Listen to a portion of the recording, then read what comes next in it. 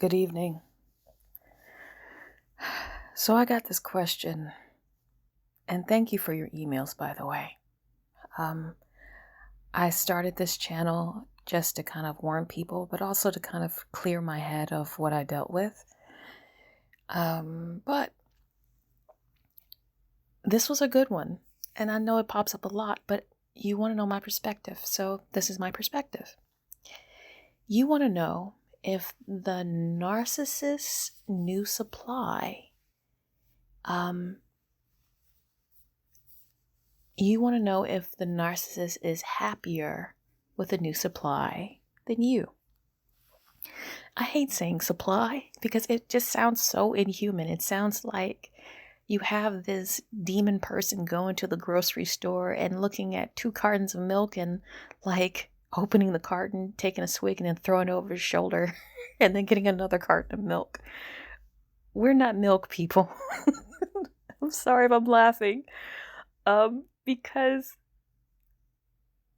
I think maybe because of how I am, and I know I'm not laughing because I'm sorry, I am laughing because we just give these stupid people too much credit.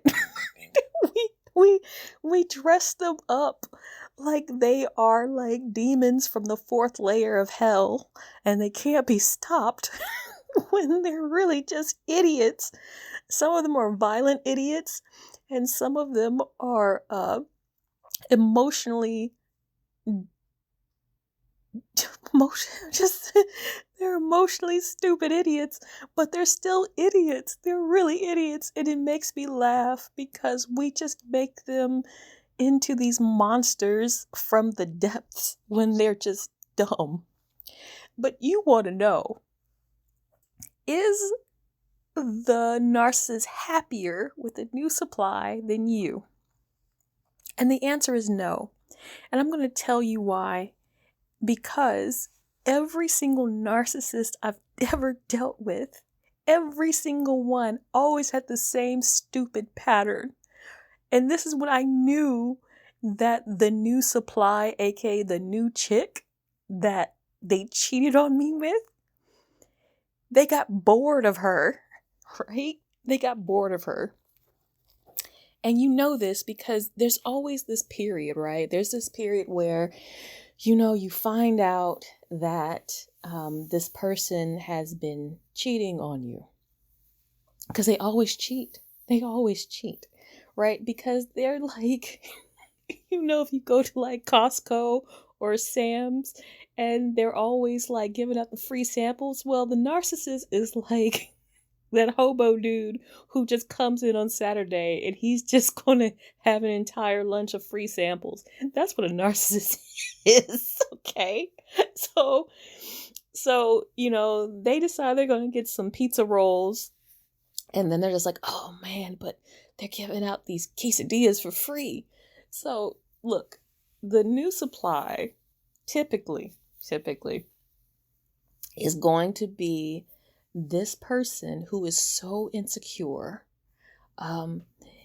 They are going to have very few morals and even lower boundaries than you will. And a narcissist is going to start cheating because you are going to kind of snap out of it. Like it's going to be some behavior that's going to start pissing you off, and it's going to be consistent, right?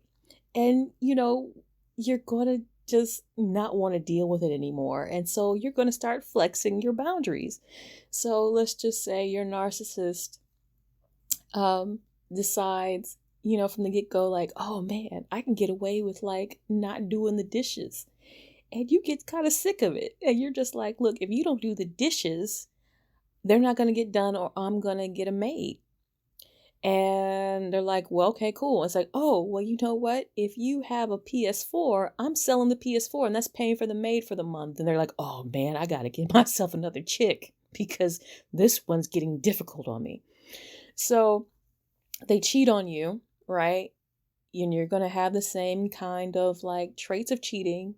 They're not going to call you as much. They're going to be distant from you. If you guys are still having sex, they're going to try these new sexual moves because, they want to perfect it with you. So then when they get to her, it's going to be like gangbusters because that's how they lock them in. They're going to try to have gangbuster sex to lock them in, or you're going to see the sexting or something like that. And I'm not trying to poo-poo it. It's just that they all do it. Like I went through this about 4 or 5 times, right? This isn't my first rodeo. I can actually talk about this with no emotion because they do the same thing, right? And they do the same thing to the point where it's almost a comedy. So then they will try to have this mega fight with you. They all do it. They're going to try to have this mega fight with you, and then they're going to basically paint it out to be your fault that this fight happened. It could be something as redundant as ordering pizza, and then it's going to blow up to like, well, you don't love me anyway, and then they leave. Or you leave them. Either way, but typically they want to leave, right? Like they can't handle it. Then there comes you versus them and the new supply. All right. So that's basically, it's me against the world, babe. That's going to be their bonding at first. They're going to say, oh, well, my old girl, she's this and she's that. This is the smear campaign, as they call it. And they're going to basically label you as this screeching bitch, right? That you are so horrible. And that, you got on your broom. I'm sorry, I'm laughing. That you got on your broom and you basically just wreaked havoc on their hearts. And that, we have to protect each other. We have to love each other because, it's us against her. And so at first you're going to be super mad about this, right? And you're going to see pictures on the internet about how they're going to going to these places, like maybe they took you, how this person's so much better and how, they found the love of their life. Quick note, a narcissist don't love anybody. They don't even love themselves, right? But they want to try and get you jealous. I guess, what do the psychiatrists say on YouTube? Triangulation. They want to make sure that they still got it. So they have this new person that they're basically getting freaky with and doing the horizontal bob with. And then they're still trying to get you jealous, right? And so then the best way to go ahead and watch this is just to say nothing. I know, right? Because it's going to piss you off. It's going to make you so mad. But if you say nothing, if you basically pick up your broken heart, look at it, and just start healing in silence, or find some very trusted friends that won't gossip, and don't do any subliminal social media stuff. This is where you're going to see the deliciousness. I promise. So it's going to take maybe a year, right? And in this time, you're going to heal, right? You might start dating other people or whatever. But in a year, maybe a year and a half, if it's serious, right? And it depends if you're married or not. I'll get into being married to a narcissist later. You'll start to see that your narcissist is going to start creeping around your social media at first.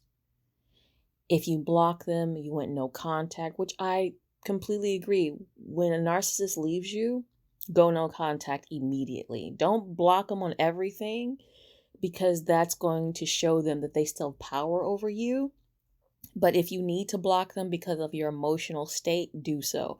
But if you think you can handle it, don't block them, because if you just have a wall of silence, like nothing ever happened, that freaks them out faster. But if you block them, then they can go and say, oh, well, she's still upset about this.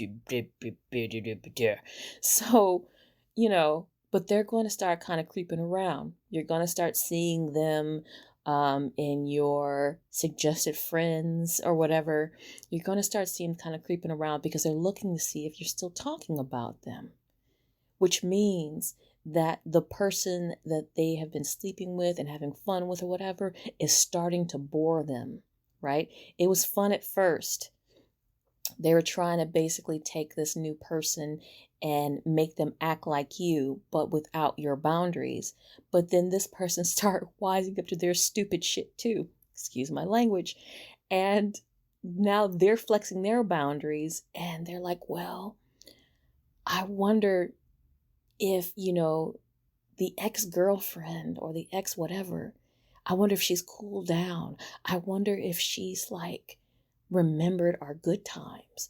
And so then they're going to start kind of like talking to mutual friends about, oh, remember when we went to this place, or remember this and this. They're going to try to bring up nostalgia first. They're going to try and get you to remember how much, you love this thing. And believe me, they do it all the time. This is the play. This is the play. First, they're going to start seeing your social media, or they'll send you a text of what you're doing, or I remember then, or whatever. They're going to try and digitally contact you first. And if that doesn't work, then mutual friends, family members, they're going to try to basically get like your intimate circle to somehow try to talk to you. Then they're going to try and start talking to you, right? Or if you're really, really lucky, which sometimes this happens, the new supply, aka the new girlfriend, new whatever, is going to try and contact you, right? And bitch and talk about how do they do this or that. Like they're going to try and find some kind of kinship with you. They might even start stalking your social media. So you have to understand the narcissist is never happy with a newer person because they're like kids, right? They're like kids. They only like the shiny ball until the shiny ball starts showing that it's just a ball, right?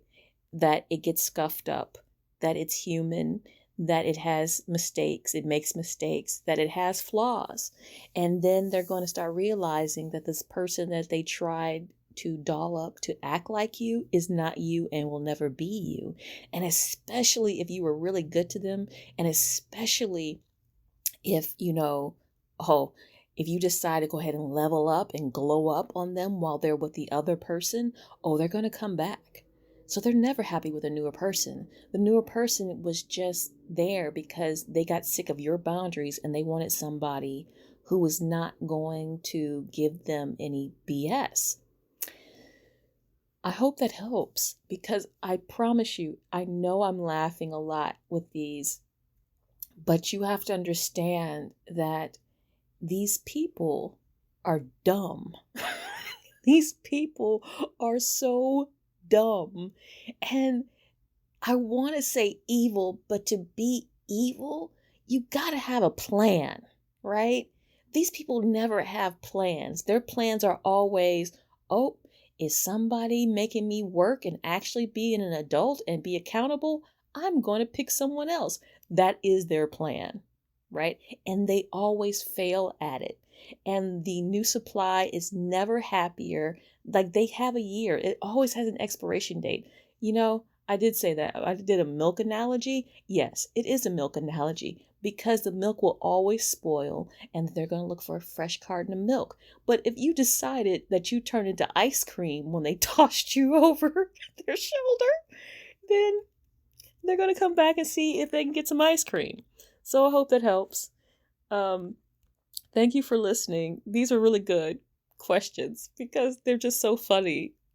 Please don't give these people more power than they deserve. They're dumb.